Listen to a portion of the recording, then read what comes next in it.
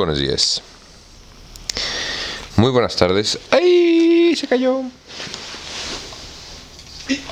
O muy buenas noches. Tengan todos ustedes, queridos amigos. Queridas amigas, sí. Por supuesto que sí. Todos ustedes. Los que están en medio. Bienvenidos una vez más a su programa favorito.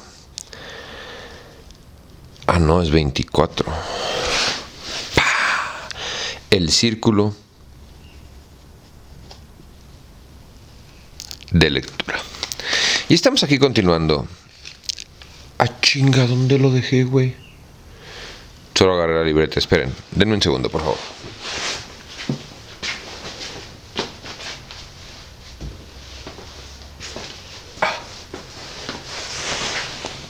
Gracias, producción. Les decía, estamos aquí leyendo La Vuelta al Mundo en 80 días, güey. Pero fíjate que hoy es 25 de diciembre, cuando empezaba a amanecer. Pero no, fue otro día San Juanico, güey. Y sí me gustaría que pensáramos esto, güey. Cómo hoy el mundo está celebrando el nacimiento de un palestino, ¿no? Y eso es todo lo que voy a decir al respecto, güey. Porque la verdad, yo soy el primero que le dice a los chicos cuando estudiamos o cuando estamos en la pinche escuela mugrosa que hay que respetar las creencias y las formas de pensar y las religiosidades de los demás, güey. Pero en el mundo real soy el que más se burla de todos los cristianos porque, pues, oye.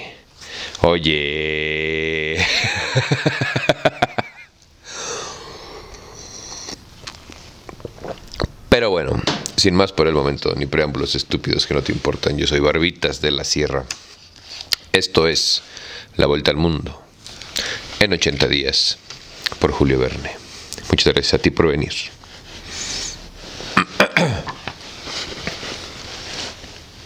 Entonces, decididamente. Ay, se me ve la cara, qué vergüenza, oye. Ya. Entonces, decididamente estamos en América, pensó para sí Picaporte. Y el conductor del tren es un caballero del mejor mundo. Y en lo que me peleo con el post-it, ¿sí saben por qué una sandía o no? Sí saben o no los escuché. Imagínate que si tuviéramos un formato así como Dora la Exploradora, en el que sí pudiéramos nosotros ver las interacciones que hacen en el mundo real, güey. Porque la verdad, o sea, no voy a estar farmeando yo comentarios como todos, güey. Pero pues igual estaría chido si quieren comentar, poner algo sobre lo que piensan del genocidio que se está generando en Palestine, ¿no? Por el Estado no real. Pues estaría chido, güey. La neta, todas las causas son nobles y válidas. Pero bueno, continuemos con la lectura. No me trabé.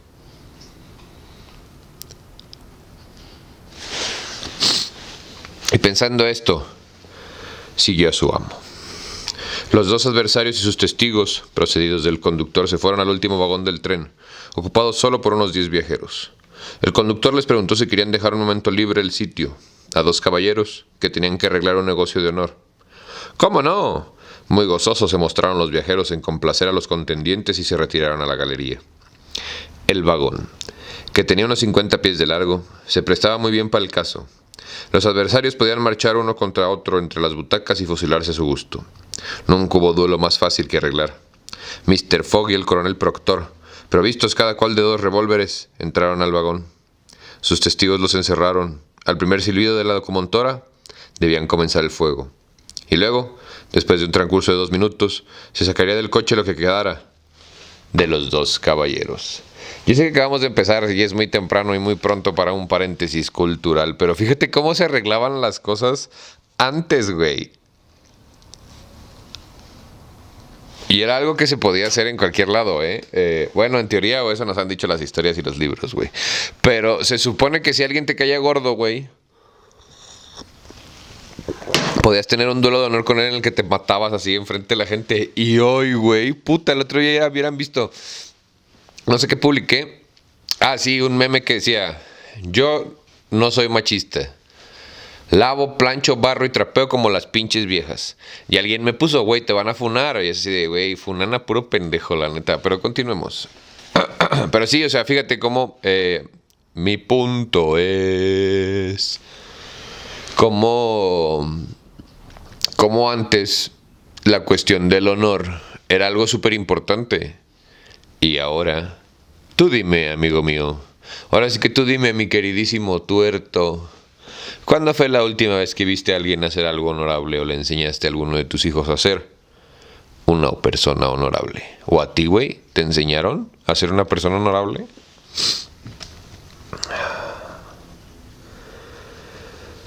Nada más sencillo en verdad, y tan sencillo, por cierto, que Fix y Picaporte sentían su corazón latir hasta al romperse.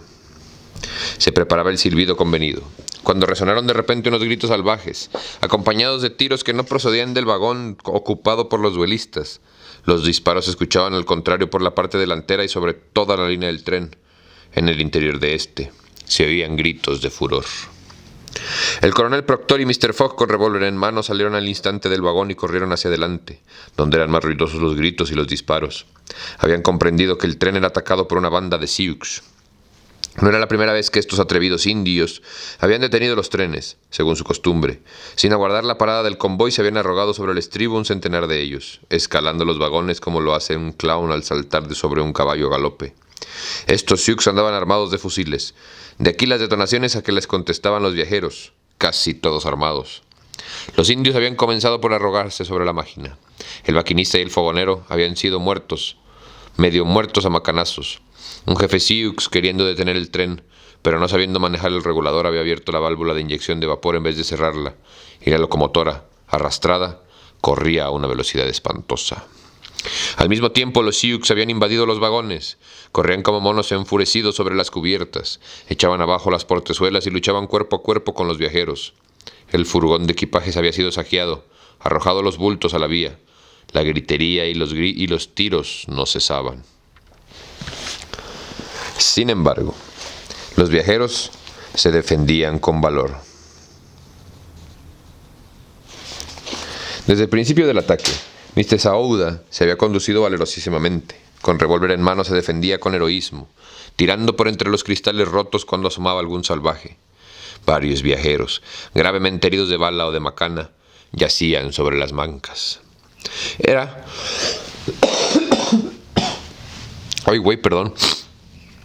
necesario acabar. La lucha llevaba 10 minutos de duración y tenía que terminar en ventaja de los Sioux si el tren no se paraba. En efecto, la estación del fuerte Kearny no estaba a 2 millas de distancia. Ahí había un cuerpo de guardia americano, pero una vez pasado este cuerpo entre el fuerte Kearny y la estación siguiente, los Sioux serían dueños del tren. El conductor se batía al lado de Mr. Fogg cuando una bala le alcanzó. Al caer exclamó: «Somos perdidos si el tren tarda 5 minutos en pararse». «Se parará», dijo Phileas Fogg, que quiso echarse fuera del vagón. «Esté quieto, señor», le gritó Picaporte. «Yo me encargo de ello». Phileas Fogg no tuvo tiempo de detener al animoso muchacho, que abriendo una portezuela consiguió deslizarse debajo del vagón. Y entonces, mientras la lucha continuaba y las balas se cruzaban por encima de su cabeza, recobrando su agilidad y flexibilidad de clown, arrastrándose colgado por debajo de los coches y agarrándose otra a las cadenas, ora a las cadenas, ora a las palancas de freno, arrastrándose de uno a otro vagón con maravillosa destreza, llegó a la parte delantera del tren sin haber sido visto. No, te digo que ese pinche Picaporte era cabrón, güey, la neta. Lo que sea de cada quien, lo que sea de everybody.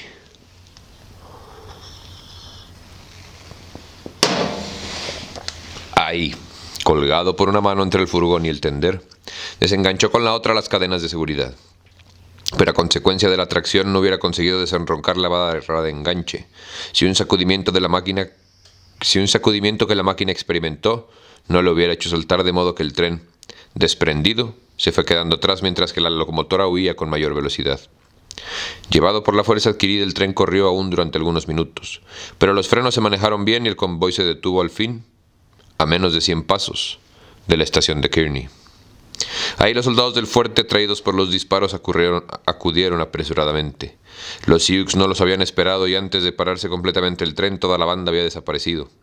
Pero cuando los viajeros se contaron en el andén de la estación, reconocieron que faltaban algunos. 3 viajeros, incluso Picaporte, habían desaparecido. ¿Habían muerto en la lucha? ¿Estarían prisioneros de los Sioux? No sabía, o no podría saberse todavía. Los heridos eran bastante numerosos, pero se reconoció que ninguno estaba mortalmente. Lo estaba mortalmente. Uno de los más graves era el coronel Proctor, que se había batido valerosamente recibiendo un balazo en la ingle. Fue trasladado a la estación con otros viajeros cuyo estado reclamaba cuidados inmediatos. Mistress Aouda estaba a salvo. Phileas Fogg, que no había sido de los menos ardientes en la lucha, salió sin un rasguño.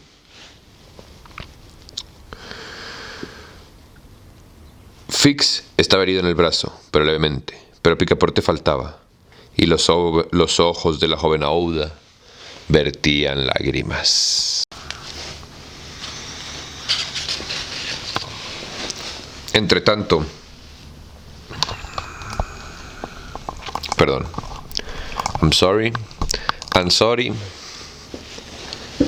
Entretanto, todos los viajeros habían abandonado el tren.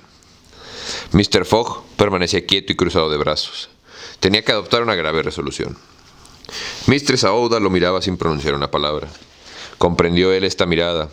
Si su criado estaba prisionero, no debía intentarlo todo para liberarlo de los indios. Lo encontraré. ¿Vivo o muerto?, dijo la Mistress Aouda. «Ah, Mr. Fogg», exclamó la joven asiendo las manos de su compañero y bañándolas en lágrimas. Me caga que siempre las pongan tan débiles, inútiles, güey. «¡Vivo!», añadió Mr. Fogg, «si no perdemos un minuto». Con esta resolución Phileas Fogg se sacrificaba por entero.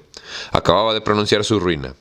Un día tan solo de atraso le hacía faltar la salida del vapor de Nueva York y perdía la apuesta irrevocablemente, pero no vaciló ante la idea de cumplir con su deber. El capitán que mandaba el fuerte Kearny estaba allí. Sus soldados, un centenar de hombres, se habían puesto a la defensiva para el caso de que los Sioux dirigieran un ataque directo contra la estación. «Señor», dijo Mr. Fogg al capitán, «3 viajeros han desaparecido». «¿Muertos?», preguntó el capitán. «¿Muertos o prisioneros?», respondió Phileas Fogg. «Esta es una incertidumbre que debemos declarar». «¿Tienes intención de perseguir a los Sioux?». «Eso es grave, dijo el capitán. «Esos indios pueden huir hasta más allá de Arkansas. No puedo abandonar el fuerte que me está confiado». «Señor», repuso Phileas Fogg, «se trata de la vida de 3 hombres». «Sin duda, pero puedo arriesgar la de 50 para salvar a 3». Yo no sé si puede, pero debe hacerlo». «Caballero», respondió el capitán, «nadie tiene que enseñarme cuál es mi deber». «Sea», dijo con frialdad Phileas Fogg. «Iré solo». «¿Usted, señor?», exclamó Fix. «¿Irá solo en persecución de los Sioux? ¿Quieres entonces que deje perecer a este infeliz a quien todos los que están aquí le deben la vida?» «Iré». «¿Pero para qué le dice infeliz, güey?» «Pues bien, no irá solo», exclamó el capitán conmovido a pesar suyo. «No, usted es un corazón valiente. 30 hombres de buena voluntad», añadió volviéndose hacia los soldados. «Toda la compañía». «Ah, cabrón». «¿Quiere entonces que deje perecer a este infeliz a quien todos los que están aquí deben la vida?» «Iré». «Pues bien, no irá solo», exclamó el capitán, conmovido a pesar suyo. «No, usted es un corazón valiente. 30 hombres de buena voluntad», añadió volviéndose hacia los soldados. Toda la compañía avanzó en masa. El capitán tuvo que elegir a 30 soldados, poniéndolos a las órdenes de un viejo sargento. «Gracias, capitán», dijo Mr. Fogg. «¿Me permitiría acompañarlo?», preguntó Fix al gentleman. «Como usted guste, caballero», le respondió Phileas Fogg. «Pero si quiere prestarme un servicio, quédese junto a Mistress Aouda, y en caso de que me suceda algo». Una palidez súbita invadió el rostro del inspector de policía. De separarse del hombre de quien había seguido paso a paso y con tanta persistencia. Dejarle aventurarse así, en el desierto. Fix miró con atención al gentleman, y a pesar de sus prevenciones, bajó la vista ante aquella mirada franca y serena. Vamos a hacer un paréntesis comunista.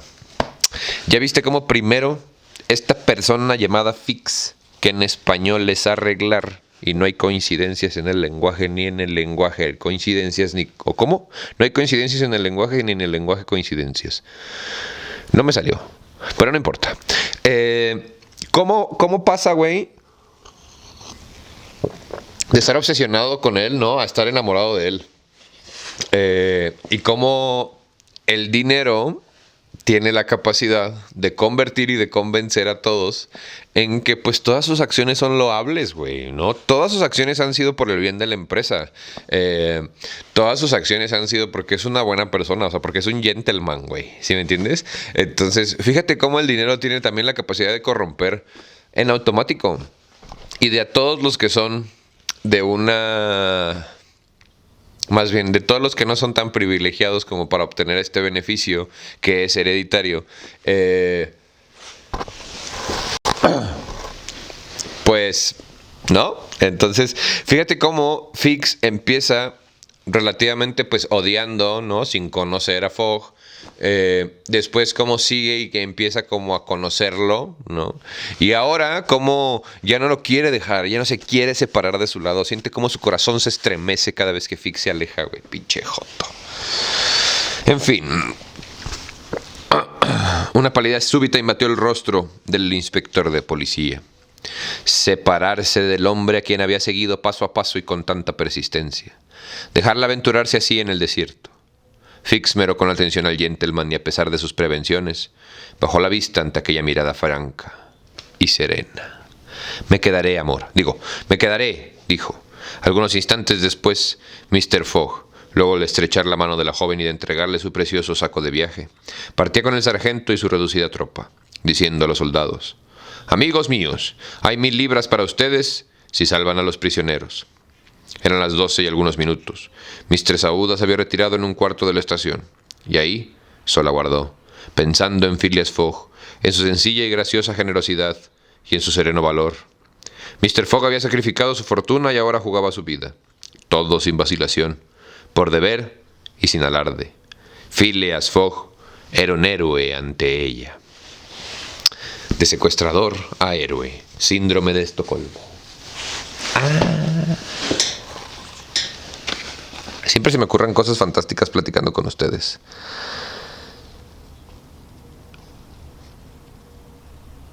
Héroe. Por cierto, muchas gracias a ti por venir. Eran las 12. No, ya. El inspector Fix no pensaba del mismo modo y no podía contener su agitación. Ha sido inepto, decía para sí. El otro le habrá dicho quién era yo. Ha partido y no volverá. ¿Dónde cogerlo ahora? Pero ¿cómo he podido dejarme fascinar así? Yo, Fix, yo que llevo en el bolsillo la orden de prisión. Decididamente soy un animal. Entonces el desaliento se apoderó de Fix. Esperó un insuperable deseo de abandonar la partida. Precisamente se le ofreció la ocasión de seguir el viaje partiendo de la estación de Kearney. En efecto, a las 2 de la tarde, mientras que la nieve caía en grandes copos, se oyeron unos silbidos procedentes del este. Una sombra enorme procedía de un resplandor rojizo, avanzaba con lentitud, considerablemente abultada por las brumas que le daban fantástico aspecto. No tardó en saberse lo que era. La locomotora, que andaba a poco vapor y dando grandes silbidos, era la que después de haberse separado del tren había continuado su marcha con tan espantosa velocidad, llevando al maquinista y foconero inanimados. Había recorrido muchas millas, y después, apagándose el fuego por falta del combustible, la velocidad se fue amortiguando hasta que la máquina se detuvo a 20 millas más allá de la estación de Kearney. Ni el maquinista ni el fogonero habían sucumbido, y después de un desmayo bastante prolongado, habían recobrado los sentidos. La máquina estaba entonces parada cuando el maquinista se vio en el desierto con la locomotora sola. Comprendió lo ocurrido, y sin que pudiera anuar de qué modo se había efectuado la separación, no dudaba que el tren estaba atrás esperando auxilio. Fue para los viajeros gran satisfacción el ver que la locomotora se ponía a la cabeza del tren. Iban a poder continuar su viaje tan desgraciadamente interrumpido. Al llegar la máquina, Mistress Aouda preguntó al conductor: ¿Va a marchar? Al momento, señora. Pero esos prisioneros, nuestros desaventurados compañeros. No puedo interrumpir el servicio, respondió el conductor. Llevamos 3 horas de retraso. ¿Y cuándo pasará otro tren procedente de San Francisco? Mañana por la tarde, señora. Mañana por la tarde, pero ya no será tiempo. Es preciso aguardar. Imposible, si quiere partir al coche. No marcharé, respondió la joven. Entretanto, los viajeros y algunos heridos, entre ellos el coronel Proctor, cuyo estado era grave, habían tomado asiento en los vagones. Se oía el zumbido de la caldera. El vapor se escapaba por las válvulas. El maquinista silbó. El tren se puso en marcha y desapareció luego, mezclando su blanco humo con el torbellino de las nieves. El inspector Fix se quedó. Algunas horas transcurrieron. El tiempo era muy malo y el frío excesivo. Llegó la noche y el destacamento no había regresado. ¿Dónde estaría? ¿Habría alcanzado a los indios? ¿Habría luchado acaso con los soldados perdidos en medio de la nieve? ¿Andarían errantes en la aventura? El capitán del fuerte, Kearney, estaba muy inquieto, si bien procuraba disimularlo. Por la noche la nieve no cayó con tanta abundancia, pero creció la intensidad del frío.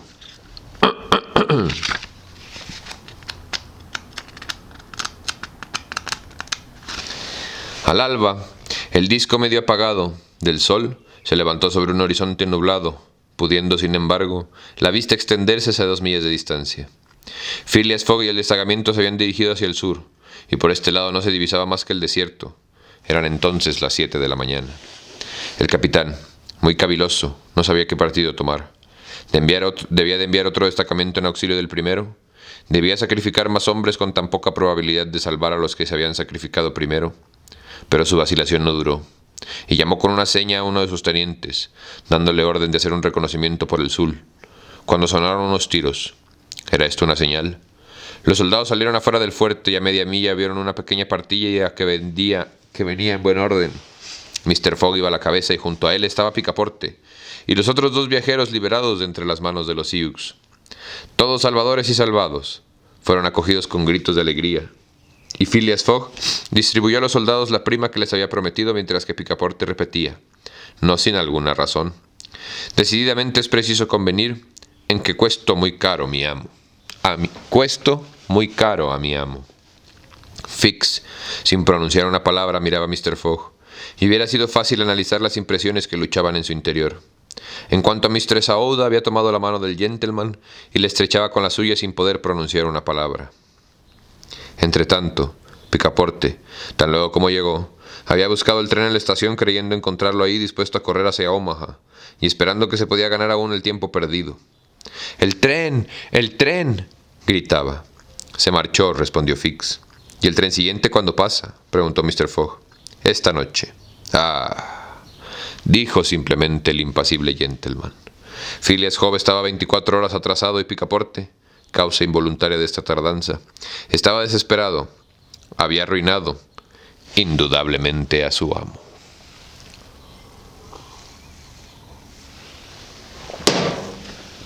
Amo, amor, familia. No sé. ¿En qué se parecen, güey?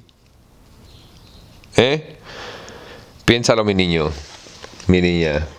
¿Qué opinas? O simplemente me hicieron mucho daño, güey. No sé, pero vale la pena discutirlo. En aquel momento el inspector se acercó a Mr. Fogg y mirándolo de frente le preguntó: ¿Con formalidad, señor Fogg? ¿Tiene prisa? Con mucha formalidad, respondió Phileas Fogg. Insisto, respondió Fix. ¿Tiene verdadero interés en estar en Nueva York el 11, antes de las 9 de la noche, hora de salida del vapor de Liverpool? El mayor interés. ¿Y si el viaje no hubiera sido interrumpido por el ataque de los indios, hubiera llegado a Nueva York el 11 por la mañana? Sí, con 12 horas de adelanto sobre el vapor.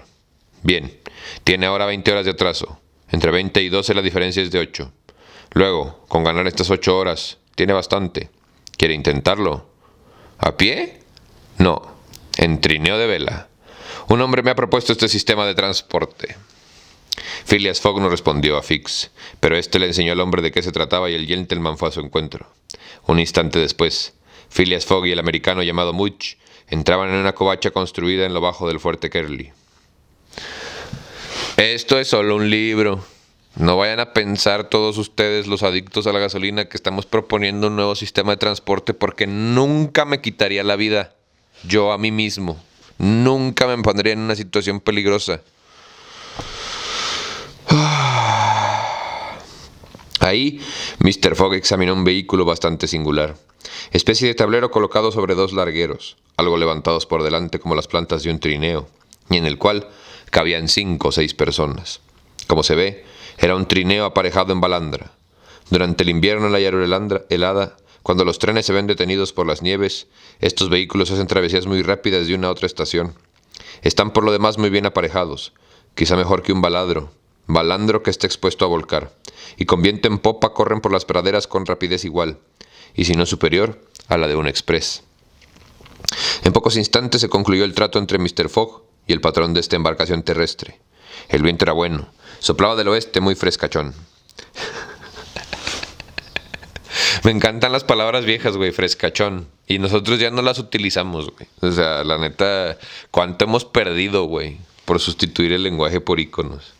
La nieve estaba endurecida y Much tenía grandes esperanzas de llegar en pocas horas a la estación de Omaha, donde los trenes son frecuentes y las vías numerosas en dirección a Chicago y Nueva York. No era difícil que pudiera ganarse el atraso. Por consiguiente, no debía vacilarse en intentar la aventura. Si estás buscando una señal para iniciar tu aventura, esta es, güey. Nunca debes vacilar para iniciar una aventura.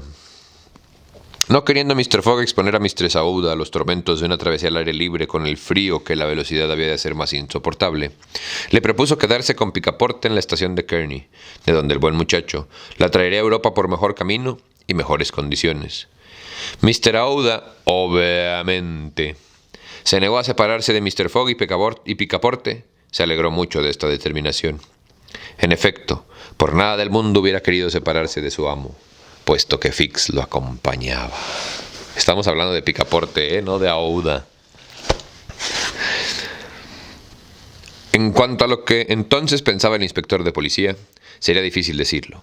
Su convicción había sido quebrantada por el regreso de Phileas Fogg, o bien lo consideraba como un bribón de gran talento, por creer que después de cumplida la vuelta al mundo estaría absolutamente seguro en Inglaterra.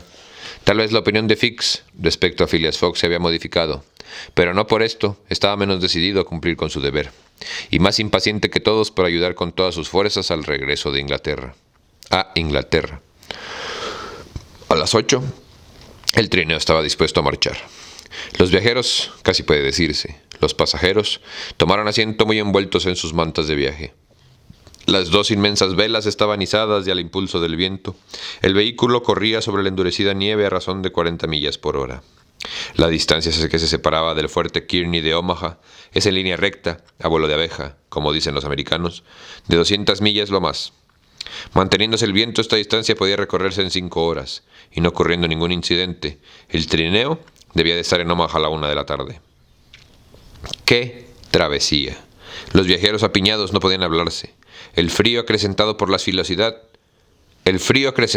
velocidad les hubiera cortado la palabra. El trineo corría tan ligeramente sobre la superficie de la llanura como un buque sobre las aguas, pero sin marejada. Cuando la brisa llegaba rasando la tierra, parecía que el trineo iba a ser levantado del suelo por sus extensas velas, cual alas de inmensa envergadura. Si nada se rompe, dijo Much, llegaremos. Y Much tenía interés en llegar dentro del plazo convenido porque Mr. Fogg, fiel a su sistema, lo había engolosinado con una crecida oferta. El trineo volaba, acompañado de una armonía plañidera de muy particular intensidad. Esas cuerdas dan la quinta y la octava, dijo Mr. Fogg. No, si además tenía oído de música, el hijo de su chingada madre, pero imagínate, güey, o sea, paréntesis cultural, imagínate las opciones de movilidad que tendríamos, güey, si en 1900, quién sabe qué verga, 1800, cuando está planteada esta madre, güey, 1800, 1-8 ceros. Si hubieran seguido explorando este tipo de medios de transporte, güey, donde fuéramos impulsados por el viento, güey, o sea, ay, Dios mío, ¿para qué existías? Fueron estas las únicas palabras que pronunció durante la travesía. Mrs. Aouda, cuidadosamente empaquetada en los abrigos y mantas de viaje, estaba preservada en lo posible del alcance del frío. En cuanto a Picaporte, rojo a la cara como el disco solar, cuando se pone entre las brumas, aspiraba aquel aire penetrante, dando rienda a sus esperanzas con el fondo de imperturbable confianza que se les distinguía. En vez de llegar por la mañana a Nueva York, se llegaría por la tarde. Pero todavía existían probabilidades de que esto ocurriera antes de que saliera el vapor de Liverpool. Picaporte experimentó hasta deseos de dar un apretón de manos a su aliado Fix, no olvidando que era el inspector mismo quien había proporcionado el trineo de velas, y por consiguiente el único medio de llegar a Omaha a tiempo. Pero desobedeciendo a un indefinible presentimiento, se mantuvo en su acostumbrada reserva. En todo caso, había una cosa que Picaporte no olvidaría jamás. Esto es, el sacrificio de Mr. Fogg para liberarlo de los Sioux, arriesgando su fortuna y su vida. No, jamás lo olvidaría su criado. Mientras que cada uno de los viajeros se entregaba a reflexiones diversas, el trineo volaba sobre la inmensa alfombra de nieve, y si atravesaba algunos ríos, afluentes o subafluentes del Little Blue River, no se apercibía nada de ello. Los campos y las corrientes de agua se igualaban bajo una blancura uniforme. El llano estaba completamente desierto. A veces se levantaban del suelo bandadas de aves silvestres. A veces también algunos lobos de la pradera, en tropeles numerosos, flacos, hambrientos y movidos por una necesidad feroz, luchaban en velocidad con el trineo. Entonces Picaporte, revólver en mano, estaba preparado para hacer fuego sobre los más inmediatos, si algún incidente hubiera detenido entonces el trineo. Los viajeros atacados por estas fieras carníceras hubieran corrido los más graves peligros, pero el trineo seguía firme, y cogiendo buena delantera, no tardó en quedarse atrás aquella aulladora tropa. A las 12, Much reconoció por algunos indicios que estaban pasando el helado curso del Platte River. No dijo nada, pero estaba ya seguro de que 20 millas atrás, 20 millas más allá, se hallaba la estación de Omaha. Y como esta deuda que ahora siente Picaporte con Mr. Fogg, pensemos en las paradojas, güey, ¿no? ¿Hubiera pasado esta situación si Picaporte no hubiera acompañado a Mr. Fogg en su viaje? O sea, ¿Picaporte le debería la vida a su amo si no fuera su criado? I don't know. ¿Y tú? ¿Qué opinas, bebé? Opino que te calles el hocico y sigas con la lectura. Y en efecto, no era la 1 de la tarde cuando, abandonado la barra, el patrón recogía las velas, mientras que el trineo, arrastrado por su irresistible impulso, recorría aún media villa sin velamen. Por último, se paró y Much, enseñando una aglomeración de tejados blancos, decía: «Hemos llegado». Ya se hallaban pues en aquella estación, donde numerosos trenes comunicaban con la parte oriental de Estados Unidos. Picaporte y Fix habían saltado a la tierra y estiraban sus entumecidos miembros, y ayudaron a Mr. Fogg y a la joven a bajar del trineo. Phileas Fogg pagó generosamente a Much, a quien Picaporte estrechó amistosamente la mano, corriendo todos después a la estación de Omaha. Estaba listo para partir un tren directo. Phileas Fogg y sus compañeros solo tuvieron tiempo de arrojarse a un vagón. Con extraordinaria rapidez el tren pasó del estado de Iowa por Council Bluffs, Moines, Iowa City. Durante la noche cruzaba el Mississippi en Davenport y entraba por Rock Island en Illinois. Al día siguiente, 10 a las 4 de la tarde, llegaba a Chicago, renacida ya de sus ruinas, y más que nunca, orgullosamente asentada a orillas del hermoso lago de Michigan. De las ruinas del incendio, hubo un incendio gigantesco en Chicago, pero bastardo, güey. Bastardo. Chéquenlo en Google, estuvo chido. Chicago está a 900 millas de Nueva York, y ahí no faltaban trenes, por lo cual pudo Mr. Fogg pasar inmediatamente a uno de otro. La elegante locomotora de Pittsburgh, Fort Wayne Chicago Railroad, partió a toda velocidad, como si hubiera comprendido que el honorable gentleman no tenía tiempo que perder. Atravesó como un relámpago los estados de Indiana, Ohio, Pensilvania y New Jersey, pasando por ciudades de nombres históricos, algunas de las cuales tenían calles y tranvías, pero no casas. Por fin apareció el Hudson, y el 11 de diciembre, a las 11:15 de la noche, el tren se detenía en la estación. En el margen derecha del río, ante el mismo muelle de los vapores de la línea Cunard, llamada por otro nombre British and North American Royal Steam Packet Co. En China, con destino a Liverpool, había salido 45 minutos antes. El China con destino a Liverpool. Perdón. Al partir el China, se llevaba a parecer la última esperanza de Phileas Fogg. En efecto, ninguno de los otros vapores que hacen el servicio directo entre América y Europa, ni los transatlánticos franceses, ni los buques del White Star Line, ni los de la compañía Imam, ni los de la línea hamburguesa. ¿What? Hamburguesa, güey. Te lo juro que dice hamburguesa, pero es de los Hamburgo, güey. Fíjate, barrio, ¿no me crees? Guacha, ahí está, hamburguesa. Ni ves. Pero sí es de los Hamburgo, güey, de los alemanes. Cuando antes de Alemania era... Ay, no, ¿cómo se llamaba? De todo esto se informó el gentleman consultando su Bradshaw, que le reseñaba día por día los movimientos de la navegación transoceánica. Picaporte estaba anonadado. Después de haber perdido la salida por 45 minutos, esto lo mataba, porque tenía la culpa él, pues en vez de ayudar a su amo no había cesado de crearle obstáculos por el camino, y cuando repasaba en su mente todos los incidentes del viaje, cuando calculaba las sumas gastadas en pura pérdida, y solo en interés suyo, cuando pensaba que esa enorme apuesta con los gastos considerables de tan inútil viaje arruinaba a Mr. Fogg, se llenaba a sí mismo de injurias. Sin embargo, Mr. Fogg no le dirigió reconvención alguna, y al abandonar el muelle de los vapores transatlánticos no dijo más que esta palabra: «Mañana veremos lo que se hace. Vengan».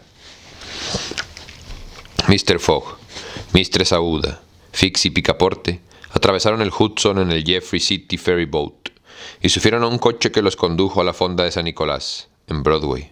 Tomaron unos 40 minutos y la noche transcurrió corta para Phileas Fogg, que durmió con profundo sueño, pero muy largo para Mistress Aouda y sus compañeros, a quienes la agitación no les permitió descansar. La fecha del día siguiente era 12 de diciembre. Desde las 12 a las 7 de la mañana hasta el 21 y las 8:45 de la noche quedaban 9 días, 13 horas y 45 minutos.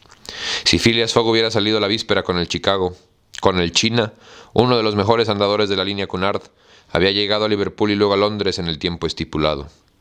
Mr. Fogg abandonó el hotel solo, después de haber recomendado a su criado que lo guardara y de haber prevenido a Mistress Aouda que estuviera dispuesta. Después se dirigió al Hudson, y entre los buques amarrados al muelle o anclados en el río, vio a la distancia de un cable, lo más, un buque mercante de hélice, de formas delgadas, cuya chimenea, dejando escapar grandes bocanadas de humo, indicaba que se preparaba para levar. ¿En qué se va a ir el pinche Fogg? Igual, y fíjate que estoy pensando que era como un tipo de Nahual mago, güey. ¿No? Todo le sale bien al hijo de la chingada, qué bueno. Pero creo que era más como nosotros que como ellos. Phileas Fogg tomó un bote, se embarcó, y a poco se encontraba en la escala de la Enriqueta, vapor de hierro con los altos de madera. El capitán de la Enriqueta estaba a bordo. Phileas Fogg subió a cubierta y preguntó por él. El capitán se presentó enseguida. Era un hombre de 40 años, especie de lobo de mar con tazas de regañor y poco tratable. El capitán, preguntó Mr. Fogg. Soy yo. Soy Phileas Fogg de Londres. Y yo, Andrés Speedy, de Cardiff. Va a salir dentro de una hora. ¿Y para dónde? Para Burdeos. ¿Tiene pasajeros? No hay pasajeros, nunca pasajeros. Son un cargamento voluminoso y razonador. ¿Y su buque marcha bien? Entre 11 y 12 nudos. El Enriqueta es muy conocido. ¿Quiere llevarme a Liverpool a mí y a 3 personas más? No. ¿No? No. Estoy en marcha por Burdeos y voy para Burdeos. No importa qué precio, no importa el precio. ¿Lo compro? No. Phileas Fogg no pestañeó. Sin embargo, la situación era grave. No sucedía en Nueva York lo que en Hong Kong, ni con el capitán de la Enriqueta lo que el patrón de la Trancadera. Hasta entonces, el dinero del gentleman había vencido todos los obstáculos. Esta vez el dinero no daba resultado. A pesar de todo, parece que a Phileas Fogg se le ocurrió una idea, puesto que dijo el capitán. Pues bien, ¿quiere llevarme a Burdeos? No, aun cuando me diera $1,200. Le ofrezco 2,000. Por persona. Y son 4. El capitán Speedy comenzó a rascarse la frente como si hubiera querido arrancarse la epidermis. $8,000 que ganar sin modificar el viaje. Valían bien la pena. De dejar a un lado sus antipatías hacia todo pasajero. Pasajeros a $2,000, por otra parte, no son ya pasajeros, sino mercancía preciosa. Parta a las 9, dijo nada más el capitán Speedy. Y si usted y los suyos no están aquí, a las 9 estaremos a bordo, respondió, con no menos laconismo, Mr. Fogg. Eran las 8:30. Desembarcar de la Enriqueta, subir a un coche, dirigirse al hotel de San Nicolás y traer a Aouda, Picaporte y el imparable Fix, a quien ofreció pasaje gratis. Todo lo hizo el gentleman con la calma que nunca lo abandonaba. En el momento en el que la Enriqueta aparejaba, los 4 estaban a bordo. Cuando Picaporte supo lo que costaría esta última travesía, prorrumpió en un prolongado "oh" de esos que recorren todas las notas de la escala cromática descendente. Pero creo que el tipo de cambio debía de ser muy interesante, güey, porque al final Estados Unidos acababa o continuaba, no, ya no continuaba, pero no tenía mucho de haber sido colonia inglesa, güey. Entonces el pound, que era un pound porque pesaba un pound o un kilo, y los que se pregunten si realmente se independizó de Estados Unidos y tengan duda de por qué esos güeyes viven bajo otro sistema métrico diferente al de nosotros, ¿no? Como dicen ellos, cuánto pesa en mediciones de la libertad, ¿no? Pues es por eso, güey, porque la libra esterlina se medía en pounds y pues los kilos en Estados Unidos son pounds, así que pues tú dime.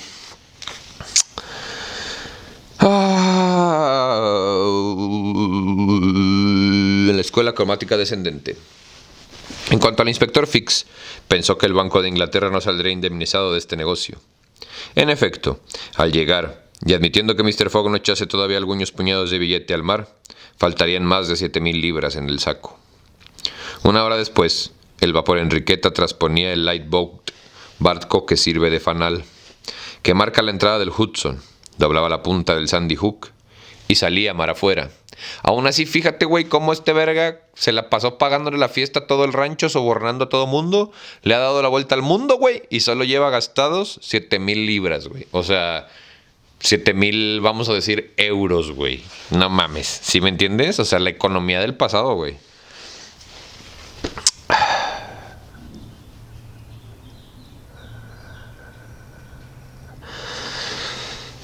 Al día siguiente, 13 de diciembre, al mediodía, subió un hombre al puentecillo para tomar el mando. Pudiera creerse que era el capitán Speedy. Nada de eso. Era Phileas Fogg Esquire. ¿Qué? Lo que había pasado era muy sencillo. Phileas Fogg quería ir a Liverpool y el capitán no accedía a llevarlo. Entonces había aceptado el pasaje para Burdeos. A las 30 horas de estar a bordo, había nombrado también a golpes de billetes de banco que la tripulación, fogoneros y marineros, tripulación algo pirata, que estaba bastante disgustada con el capitán, le pertenecía. Por eso Phileas Fogg mandaba en lugar del capitán Speedy, que estaba encerrado en su cabina, mientras que la Enriqueta se dirigía a Liverpool. Solamente, al ver maniobrar a Phileas Fogg, se descubría que había sido marino. Durante los primeros días la navegación se hizo en excelentes condiciones. El mar no estaba muy duro y el viento parecía fijado al nordeste. Las velas se estabilizaron y la Enriqueta marchaba como un verdadero transatlántico. Picaporte estaba encantado. La última hazaña de su amo, cuyas consecuencias no quería entrever, lo animaba. Por otro lado, Fix, preciso es decirlo, no comprendía nada. La conquista de la Enriqueta, la compra de su tripulación, ese Fogg maniobrando como un marino consumado, todo este conjunto de cosas lo aturdía. Ya no sabía qué pensar. Pero después de todo, un gentleman que empezaba por robar 55,000 libras, bien podría concluir robando un buque. Y Fix acabó por creer que la Enriqueta, dirigido por Fogg, no iba a Liverpool, sino a algún punto del mundo donde el ladrón, convertido en pirata, se pondría tranquilamente en seguridad.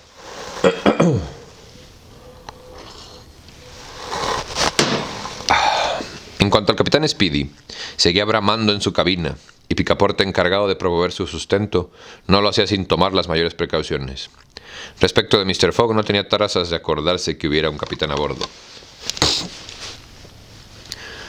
Paraje muy malo en invierno, sobre todo cuando las brumas son frecuentes y los chubascos temibles. Durante la noche la temperatura se modificó y el frío fue más intenso, saltando al propio tiempo el viento al sureste. Era un contratiempo. Mr. Fogg, para no apartarse de su rumbo, recogió las velas y forzó vapor. Pero a pesar de todo, la marcha se amortiguó a consecuencia de la marejada. La brisa se iba convirtiendo en huracán, y ya se preveía el caso en que la Enriqueta no pudiera aguantar.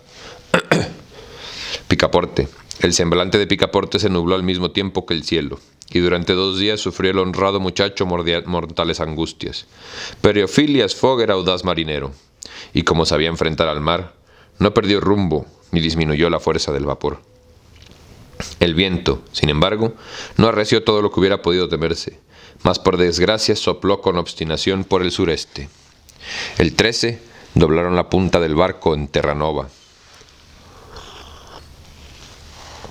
El 16 de diciembre No había todavía retraso de cuidado, porque era el día 75 desde la salida de Londres. La mitad de la travesía estaba hecha, y se habían quedado atrás los peores parajes. Precisamente aquel día, el maquinista tuvo sobre cubierta una conversación viva con Mr. Fogg. Sin saber por qué, y por presentimiento, Picaporte experimentó vaga inquietud. Hubiera dado una de sus orejas para oír con la otra lo que decían. Pudo al fin coger algunas palabras y entre otras las siguientes pronunciadas por su amo. «¿Estás seguro de lo que dices?» «Seguro, señor. No olvide que de nuestra salida estamos caldeando con todas las hornillas encernidas. Y si tenemos bastante carbón para ir a poco vapor de Nueva York a Burdeos, no lo hay para ir de todo vapor de Nueva York a Liverpool». «Resolveré», respondió Mr. Fogg. ¿Y ahora? ¿Qué partido iba a tomar Phileas Fogg? Era difícil imaginarlo. Parece, sin embargo, que el flemático gentleman había adoptado una resolución, porque aquella misma tarde hizo venir al maquinista y le dijo: «Active los fuegos haciendo rumbo hasta agotar completamente el combustible». Algunos momentos después, la chimenea de la Enriqueta vomitaba torrentes de humo. Siguió pues el buque marchando a todo vapor, pero 2 días después, el 18, el maquinista dio parte, según lo habían anunciado, que faltaría aquel día el carbón. «Que no se amortigüen los fuegos», respondía Fogg. «Al contrario, cárguense las válvulas». Aquel día, cosa de las 12, después de haber tomado altura y calculado la posición del buque, Phileas Fogg llamó a Picaporte y le dio la orden de ir a buscar al capitán Speedy. Era esto como mandarle soltar un tigre, y bajó por la escotilla diciendo: «Estará indudablemente enfurecido». En efecto, algunos minutos más tarde llegaba a la toldilla una bomba con gritos e imprecaciones. Esa bomba era el capitán Speedy, y era claro que iba a estallar. «¿Dónde estamos?». Tales fueron las primeras palabras que pronunció entre la sofocación de la cólera, y ciertamente que no lo había contado, por poco propenso a la apoplejía que hubiera sido. «¿Dónde estamos?», repitió con el rostro congestionado. «A 770 millas de Liverpool», respondió Mr. Fogg con una imperturbable calma.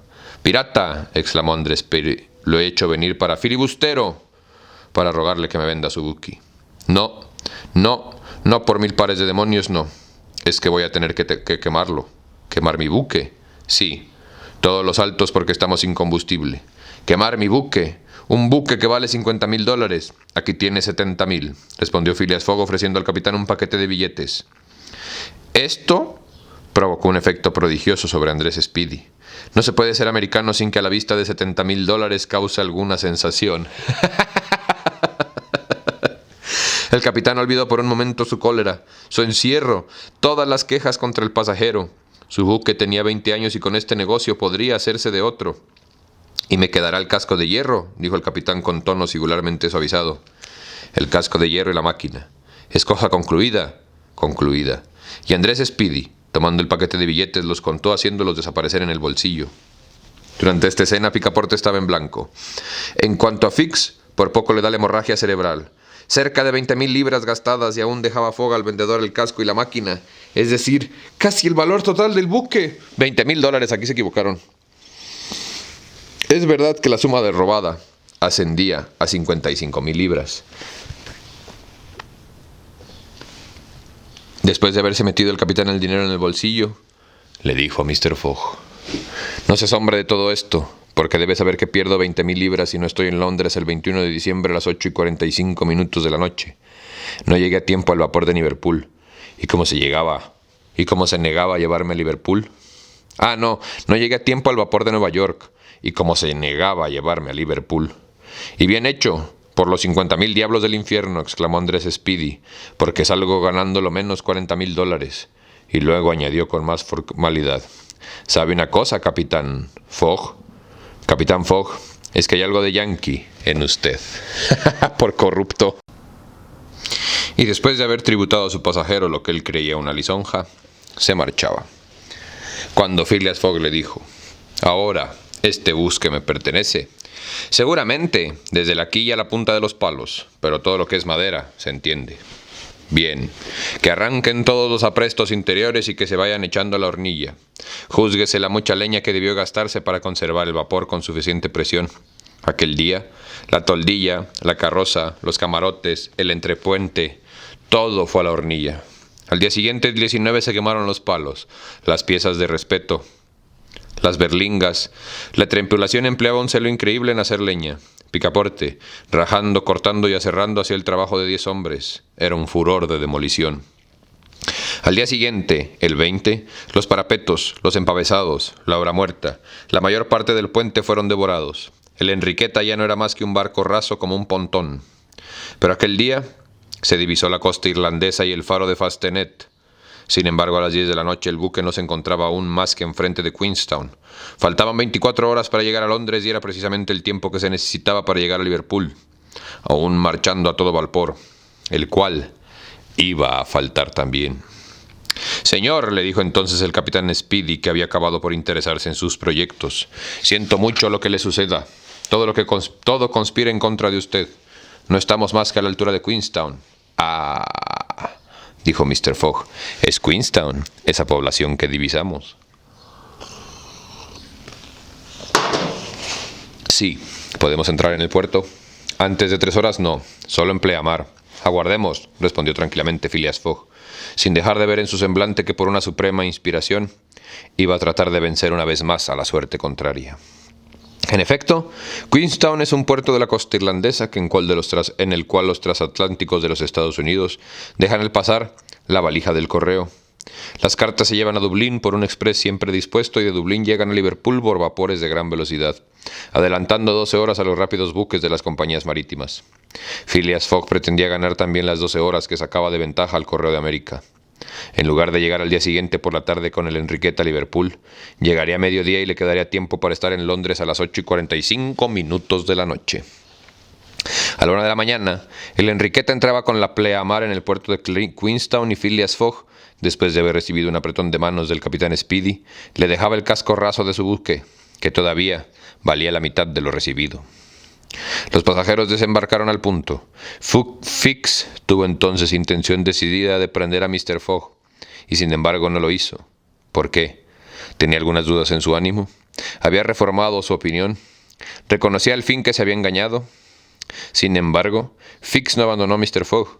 Con él, con Mistress Aouda, con Picaporte, que no tenía tiempo de respirar, subía al tren de Queenstown a la 1:30 de la mañana. Llegaba a Dublín al amanecer y se embarcaba en uno de esos vapores fusiformes de acero, todo máquina, que desdeñándose de subir con las olas pasaban invariablemente a través de ellas. A las 12:20, el 21 de diciembre, Phileas Fogg desembarcaba por fin en el muelle de Liverpool. Ya no estaba más que a 6 horas de Londres. Pero en aquel momento Fix se le acercó, le puso la mano en el hombro y exhibiendo su orden le dijo: «¿Usted es Mr. Fogg?» «Sí, señor. En nombre de la reina lo arresto». Phileas Fogg estaba preso. La habían encerrado en el Custom House, la aduana de Liverpool, donde debía pasar la noche aguardando su traslado a Londres. En el momento de la aprehensión, Picaporte había querido arrojarse sobre el inspector, pero fue detenido por unos agentes de policía. Mistress Aouda, espantada por la brutalidad del suceso, no comprendía nada de lo que pasaba, pero Picaporte se lo explicó. En cuanto a Fix, había detenido al gentleman porque su deber se lo mandaba, fuese o no culpable. La justicia lo decidiría. Y entonces se le ocurrió a Picaporte una idea terrible, la de que él tenía la culpa de esta desgracia. ¿Por qué había ocultado a Mr. Fogg lo que sabía? Mistress Aouda y él se habían quedado, a pesar del frío, bajo el peristilio de la aduana. No querían abandonar aquel sitio sin ver de nuevo a Mr. Fogg, cuando éste estaba bien y perfectamente arruinado, y esto en el momento en el que iba a alcanzar su objetivo. Esa prisión lo perdía sin remedio. Habían llegado a las 12:20 a Liverpool el 21 de diciembre. Tenía tiempo hasta las 8:45 para presentarse en el Reform Club, o sea, 9 horas y 15 minutos, y bastaban 6 para llegar a Londres. Quien hubiera entonces penetrado en el calabozo de la aduana habría visto a Mr. Fogg, inmóvil y sentado en un banco de madera imperturbable y sin cólera. ¿Tendría alguna esperanza? Creía aún en el triunfo cuando la puerta del calabozo se cerró tras de él. En todo caso, la situación era terrible, y para quien no podría leer en esta conciencia se resumía así. En caso de ser hombre de bien, Phileas Fogg estaba arruinado. En el caso de ser ladrón, estaba cogido. Dieron las 2, suponiendo que tomara entonces un express aún podía llegar al Reform Club antes de las 8:45. Su frente se arrugó ligeramente. A las 2:33 se escuchó rápido afuera y un estrépito de puertas que se abrían. Se oía la voz de Picaporte y también de Fix. La mirada de Phileas Fogg brilló un instante. La puerta se abrió y vio que Mr. Aouda, Picaporte y Fix corrían a su encuentro. Fix estaba sin aliento, con el pelo en desorden y sin poder hablar. «Señor», dijo tartamudeando. «Señor, perdón. Una semejanza deplorable. Ladrón cogido hace 3 días. Usted, libre». Phileas Fogg estaba libre. Se fue hacia el detective. Lo miró de hito en hito, y ejecutando el único movimiento rápido que en toda su vida había hecho, echó sus brazos atrás, y luego, con la precisión de un autómata, golpeó con sus 2 puños al desgraciado inspector. Fix, derribado por el suelo, no pronunció ni una sola palabra, pues no le había dado más que su merecido. Entretanto, Mr. Fogg, Mr. Aouda y Picaporte salieron de la aduana, se metieron en un coche y llegaron a la estación. Phileas Fogg preguntó si había algún express dispuesto a salir para Londres. Eran las 2:40. El express había salido 35 minutos antes. Phileas Fogg pidió entonces un tren especial. Había presión en varias locomotoras de gran velocidad, pero atendidas las exigencias del servicio, el tren especial no pudo salir antes de las 3. Phileas Fogg, después de hablado al maquinista de una prima por ganar, corrió en dirección de Londres en compañía de la joven y de su fiel servidor. La distancia que hay entre Liverpool y Londres había de recorrerse en 5 horas y media, cosa muy fácil estando la vía libre, pero hubo atrasos forzosos y cuando el gentleman llegó a la estación, todos los relojes de Londres señalaban las 9:10. Phileas Fogg, después de haber dado la vuelta al mundo, llegaba con un atraso de 5 minutos. Había perdido. Al día siguiente, los habitantes de Savile Row se hubieran sorprendido mucho si les hubieran asegurado que Mr. Fogg había vuelto a su domicilio. Puertas y ventanas estaban cerradas y ningún cambio se había notado en el exterior. En efecto, después de haber salido de la estación, Phileas Fogg había dado a Picaporte la orden de ir a comprar algunas provisiones y había entrado en su casa. El gentleman había recibido con su habitual impasibilidad el golpe que lo hería. Arruinado, y por culpa de ese torpe inspector de policía, después de haber seguido con plata, certera, todo el viaje, después de haber vencido 1000 obstáculos y arrostrado 1000 peligros, después de haber tenido esta ocasión de hacer algunos beneficios venir fracasar en el puerto mismo ante un hecho brutal, era cosa terrible. De la considerable suma que se había llevado, no le quedaba más que un resto insignificante. Su fortuna estaba reducida a las 20.000 libras depositadas en casa de Baring Hermanos, y las debía a sus colegas del Reform Club, después de tanto gasto. Aún en el caso de ganar la apuesta, no se hubiera enriquecido, ni es probable que hubiese tratado de hacerlo, siendo hombres de esos que apuestan por pundonor, pero perdiéndola, se arruinaba completamente. Además, el gentleman había tomado ya su resolución y sabía lo que restaba por hacer. Se había destinado un cuarto para Mr. Aouda en la casa de Savile Row. La joven estaba desesperada, y por ciertas palabras que Mr. Fogg había pronunciado había comprendido que éste meditaba algún proyecto funesto. Sabido es, en efecto, a qué deplorables desesperaciones se entregan a los ingleses monomaníacos cuando los domina una idea fija. Por eso, Picaporte vigilaba a su amo con disimulo.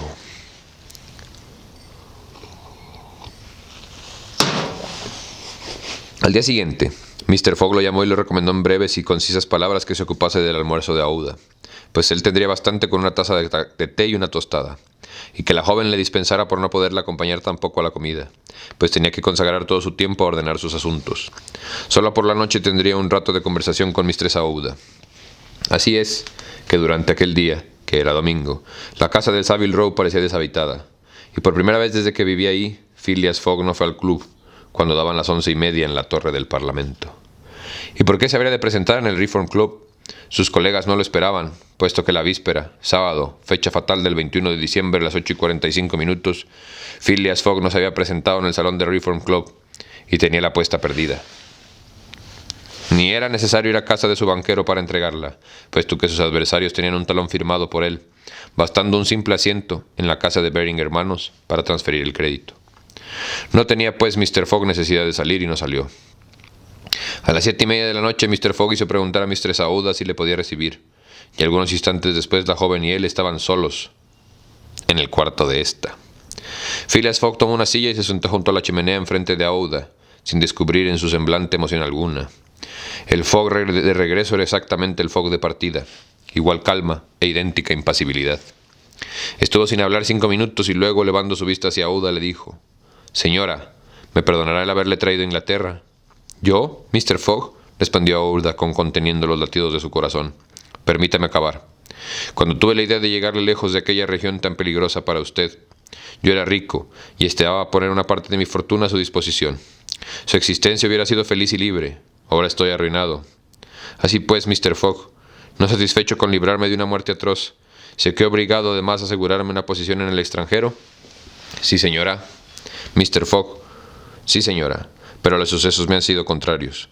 Sin embargo, le pido que me permita disponer a su favor lo poco que me queda. ¿Y a usted qué va a hacer? Yo, señora, no necesito nada, dijo con frialdad el gentleman. En todo caso, la miseria no puede cebarse en un hombre como usted. Sus amigos... No tengo amigos, señora. Sus parientes... Yo no tengo parientes. Mr. Fogg, dijo entonces Aouda levantando y dando su mano al gentleman. ¿Quiere tener a un tiempo pariente y amiga? ¿Me quiere para mujer? Mr. Fogg, al oír esto, se levantó. Había en sus ojos un reflejo insólito y una especie de temblor en sus labios. Aouda lo estaba mirando. La sinceridad, la rectitud, la firmeza y suavidad que esta mirada de una noble mujer que se atreve a todo para salvar a quien se lo ha dado todo. Lo admiraron primero y después lo cautivaron. Cerró un momento los ojos como queriendo evitar que aquella mirada lo penetrara todavía más. Y cuando los abrió, dijo sencillamente: La amo, en verdad. Por todo lo que hay de más sagrado en el mundo, la amo y soy todo suyo. ¡Ah!, exclamó Mistress Aouda llevando la mano al corazón. Llamaron a Picaporte y cuando se presentó Mr. Fogg tenía aún entre sus manos la de Mr. Aouda. Picaporte comprendió y su ancho rostro se tornó radiante como el sol en la cenit de las regiones tropicales. Mr. Fogg le preguntó si no sería muy tarde para besar al reverendo Samuel Wilson de la parroquia de Marylebone. Picaporte, con la mejor sonrisa del mundo, dijo: Nunca es tarde. Eran las 8:05. ¿Será para mañana lunes?, preguntó Picaporte. ¿Para mañana lunes?, dijo Fogg mirando a la joven Aouda. Para mañana lunes, respondió la joven. Y Picaporte echó a correr. Ya es tiempo de decir el cambio de opinión que se había verificado en el Reino Unido cuando se supo la prisión del verdadero ladrón del banco, un tal James Strand, que había sido atrapado el 17 de diciembre en Edimburgo. 3 días antes, Phileas Fogg era un criminal que la policía perseguía sin descanso, y ahora era él el caballero más honrado, que estaba cumpliendo matemáticamente su excéntrico viaje alrededor del mundo. ¡Qué efecto! ¡Qué ruido en los periódicos! Todos los que habían apostado en pro y en contra tenían este asunto olvidado.